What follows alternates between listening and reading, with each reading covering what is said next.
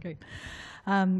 As Laura said, I'm at CAN Consultants, but only for the last 2 months. But before that, I was the director for the Center for Digital Research and Scholarship at Columbia University.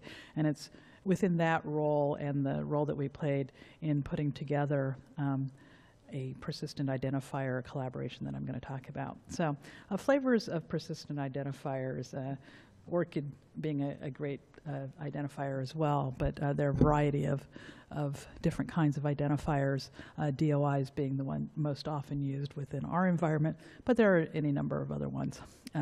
And even within the DOI realm, there are flavors, one could say, handle being the generic version, and maybe Crossref being Kleenex. I'm not actually going to go through and brand all of these, but DataCite being one of those, and EasyID is the other one that I'm going to talk about.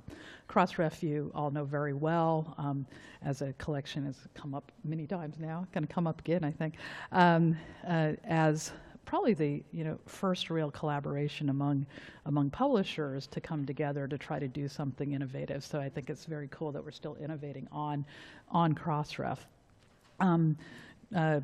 Crossref, of course, enables any number of services that make it extremely valuable within the community, including forward linking and any number of things.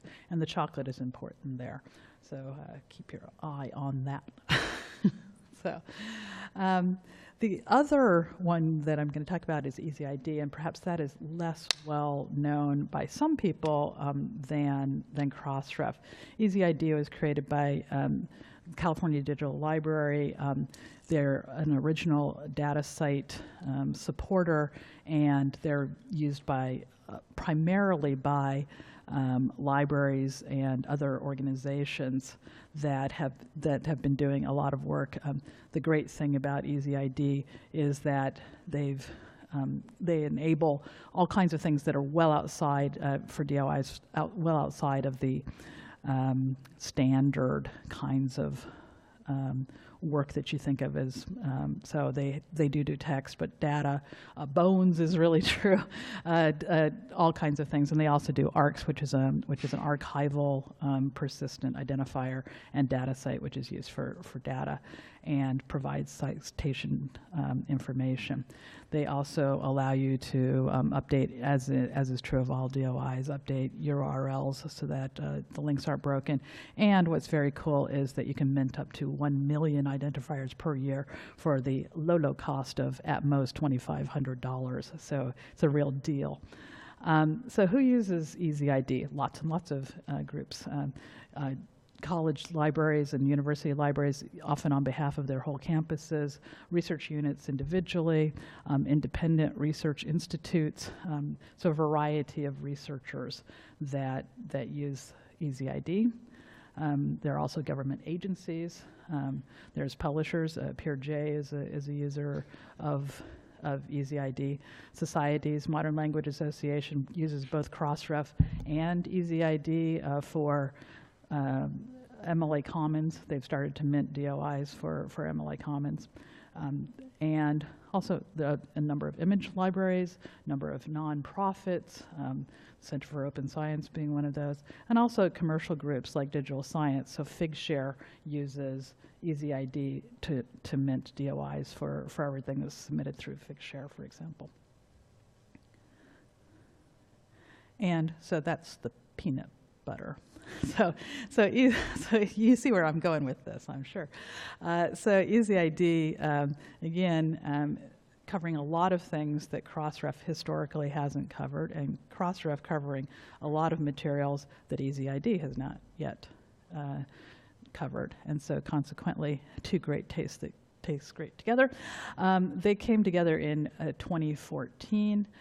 I was happy to be instrumental in getting the parties to start to talk to each other about how EasyID could work with Crossref to make everything work more seamlessly. So why the partnership? In part because there are library publishers, and we've had a couple of sessions or will have on library publishing that used EasyID. Data repositories use EasyID, but mostly the Directorate of Open Access Journals firmed up their inclusion and said, use Crossref And that scared a lot of people who weren't using Crossref, right? So EasyID now comes in and they do all the work for their client partners in working with Crossref. So you just are part of EasyID, and Crossref will send all the, EasyID will send all the metadata and manages the linkages with Crossref. And clients submit, just as they always have, into the EasyID system using the API, and can monitor progress that's sent by EasyID. So EasyID just, the clients just work the way they have, and EasyID does everything else. So they handle the technical and administrative processes, lower the barrier for very small publishers, like library publishers usually are, and in exchange, clients can use the full range of Crossref services, which is fabulous. So what's in it for Crossref is the interoperability of these DOI systems. You don't have two systems in play, particularly for scholarly publishing output. They can be very integrated, and it also allows Crossref to have access to more than they've had before. And I'm actually not going to recap that, so there. That is terrifying.